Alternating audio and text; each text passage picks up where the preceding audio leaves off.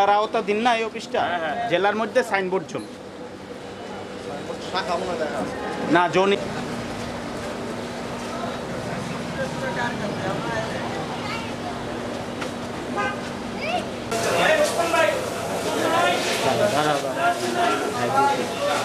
শান্তিমতো লোক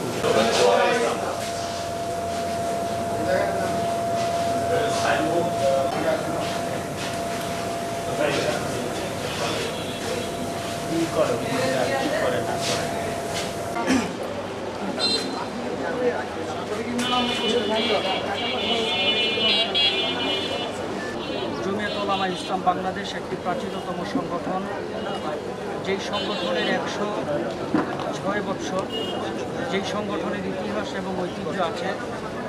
আপনারা সকলে জানেন আমাদের এই সাইনবোর্ড জোন জমিয়ত উলামা ইসলামের এই অফিসটা আমরা গত মাসের 29 তারিখে আমরা যেই জায়গাটায় দাঁড়িয়ে আছি এই জায়গাতেই আমরা একটি সম্মেলনের মাধ্যমে এই অফিসটা উদ্বোধন করেছি।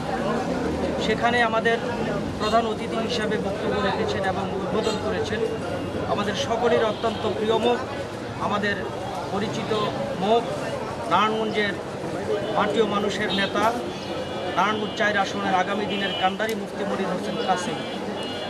আমাদের এই অফিসটা হওয়ার পরে আমরা এখানে নিয়মিত অফিস করি। গতকালকে একটা ছোটোখাটো ঝামেলা হয়েছে, সেটা বিস্তারিত আমরা জানি না। আজকে যে ঘটনাটা ঘটছে এটা হতে পারে দিনের যে কোনো একটা নিরিবিলি সময় অথবা রাতের কোনো অংশে। শুধু তালাটা ভাঙা ছিল, শাটারটা খুলে কোনো রকম বেশি রকমও নয় ছিল না যে ভাঙচুরের যে অবস্থা।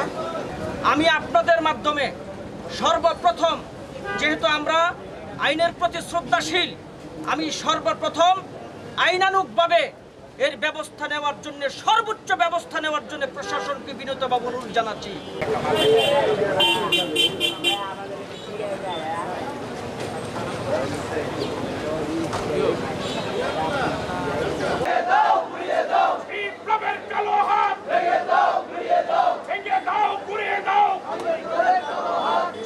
অফিসে হামলা কেন? প্রশাসন জবাব চাই।